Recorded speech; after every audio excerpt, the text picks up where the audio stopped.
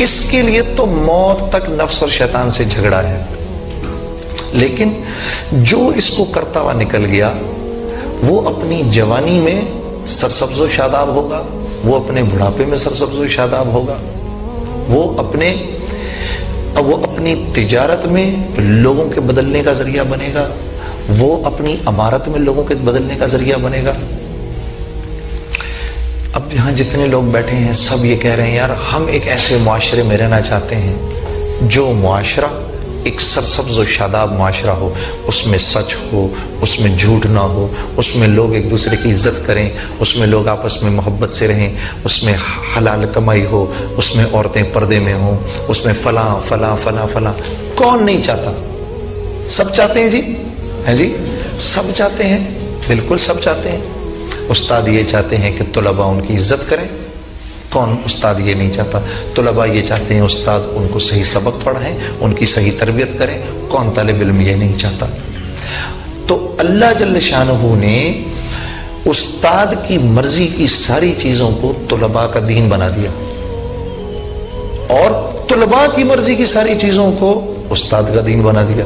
یہ دین ہے، اتنا آسان ہے۔ لیکن میرے عزیزو، وہ انسان معاشرے میں کوئی نہ کوئی چینج لا سکتا ہے جو خود اپنی زندگی کو چینج کرنے کے لیے تیار ہو۔ یہ اللہ کا فارمولہ ہے جو بات سمجھ میں نہیں آتی۔ کیونکہ یہ مشکل ہے۔ آدمی کی نظر اپنی ذات پر نہیں جاتی، وہ اوروں کو دیکھتا ہے۔ سوائے انبیاء علیہ الصلوۃ والسلام کے کوئی معصوم نہیں، ٹھیک ہے، سب غلطی کے پیکر ہیں۔ جب ہم ایسے اشارہ کرتے ہیں بھائی تو ٹھیک ہو جا، تو دراصل ہم یہ نہیں دیکھتے کہ یہ 3 انگلیاں میری طرف بھی اشارہ کر رہی ہیں۔ جنید، اس کا ٹھیک ہونا اتنا ضروری نہیں جتنا تیرا ٹھیک ہونا ضروری ہے۔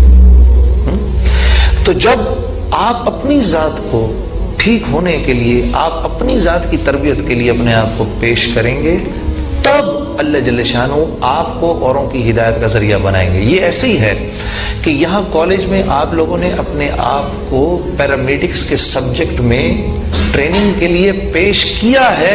اب جب یہ ٹریننگ کمپلیٹ ہوگی تو اللہ جل شانہ آپ کو اوروں کی تکلیف کے دور ہونے کا ذریعہ بنائیں گے۔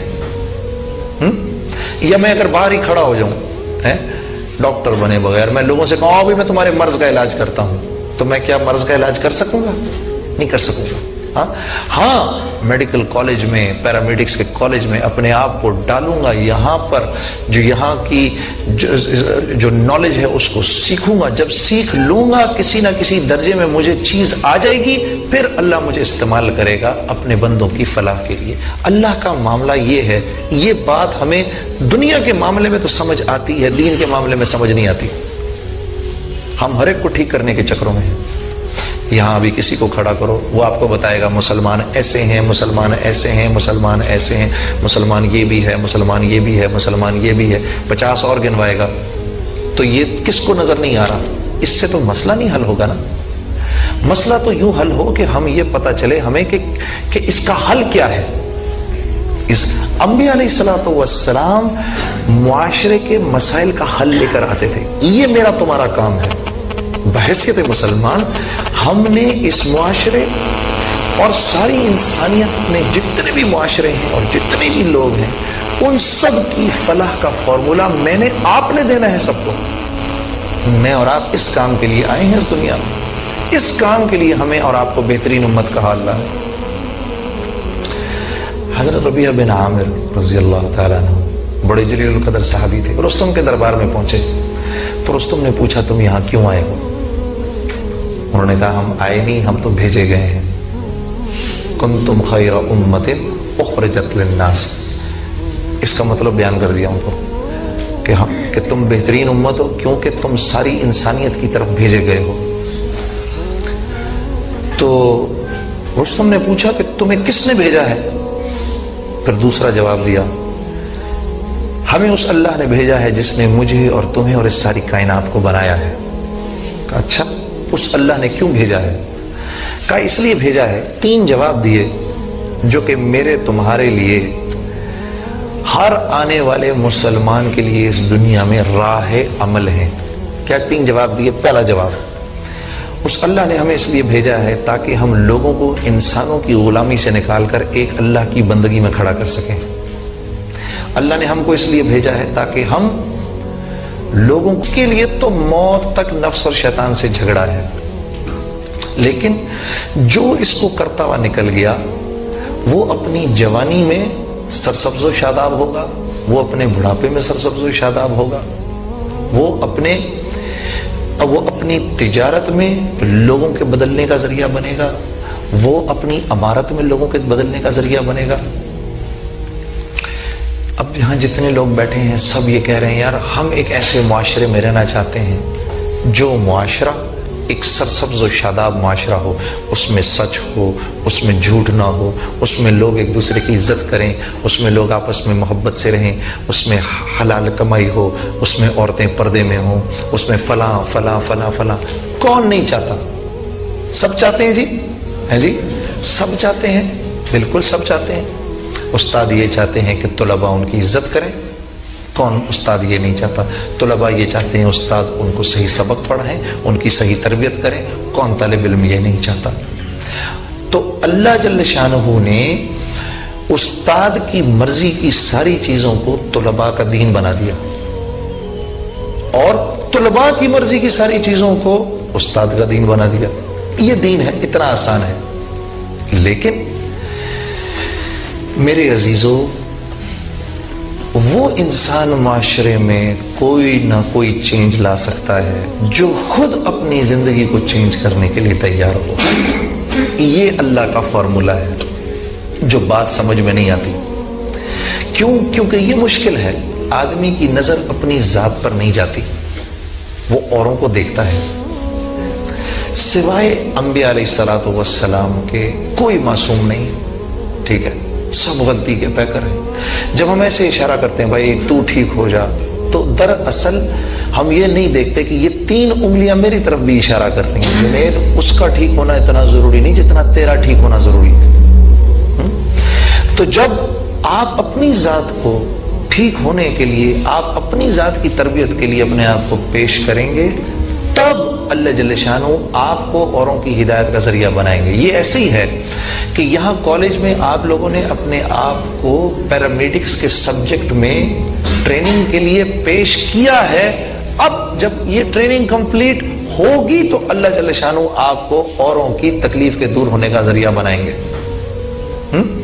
یا میں اگر باہر ہی کھڑا ہو جاؤں ڈاکٹر بنے بغیر، میں لوگوں سے کہوں ابھی میں تمہارے مرض کا علاج کرتا ہوں، تو میں کیا مرض کا علاج کر سکوں گا؟ نہیں کر سکوں گا۔ ہاں میڈیکل کالج میں، پیرامیڈکس کے کالج میں اپنے آپ کو ڈالوں گا، یہاں پر جو یہاں کی جو نالج ہے اس کو سیکھوں گا۔ جب سیکھ لوں گا کسی نہ کسی درجے میں مجھے چیز آ جائے گی، پھر اللہ مجھے استعمال کرے گا اپنے بندوں کی فلاح کے لیے۔ اللہ کا معاملہ یہ ہے۔ یہ بات ہمیں دنیا کے معاملے میں تو سمجھ آتی ہے، دین کے معاملے میں سمجھ نہیں آتی۔ ہم ہر ایک کو ٹھیک کرنے کے چکروں میں ہیں۔ یہاں ابھی کسی کو کھڑا کرو، وہ آپ کو بتائے گا مسلمان ایسے ہیں، مسلمان ایسے ہیں، مسلمان ایسے ہیں، مسلمان یہ بھی ہے، مسلمان یہ بھی ہے، مسلمان یہ بھی ہے، 50 اور گنوائے گا۔ تو یہ کس کو نظر نہیں آ رہا؟ اس سے تو مسئلہ نہیں حل ہوگا نا۔ مسئلہ تو یوں حل ہو کہ ہم یہ پتہ چلے ہمیں کہ اس کا حل کیا ہے۔ اس انبیاء علیہ الصلوۃ والسلام معاشرے کے مسائل کا حل لے کر آتے تھے۔ یہ میرا تمہارا کام ہے۔ بحیثیت مسلمان ہم نے اس معاشرے اور ساری انسانیت میں جتنے بھی معاشرے ہیں اور جتنے بھی لوگ ہیں، ان سب کی فلاح کا فارمولا میں نے، آپ نے دینا ہے سب کو۔ میں اور آپ اس کام کے لیے آئے ہیں اس دنیا میں، اس کام کے لیے ہمیں اور آپ کو بہترین امت کہا اللہ ہے۔ حضرت ربیعہ بن عامر رضی اللہ تعالیٰ عنہ بڑے جلیل القدر صحابی تھے، رستم کے دربار میں پہنچے تو رستم نے پوچھا تم یہاں کیوں آئے ہو؟ انہوں نے کہا ہم آئے نہیں، ہم تو بھیجے گئے ہیں۔